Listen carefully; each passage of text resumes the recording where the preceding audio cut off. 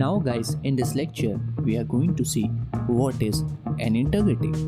Integrity refers to the method for ensuring that data is real, accurate and safeguarded from unauthorized user modification. It is the property that information has not been altered in an unauthorized way and that resources or sources of the information is safe. So now let's talk about what are the tools of integrity. So the first one that we have here is backups. So what is backup? Backup is a periodic archiving of data.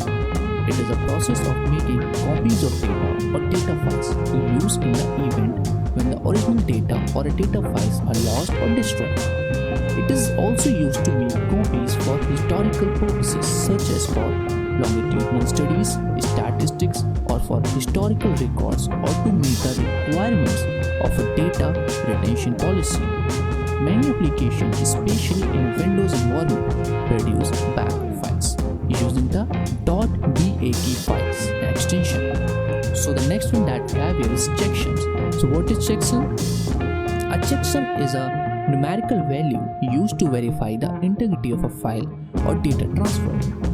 In other words, it is a computation or function that maps for the content of a file to a numerical value.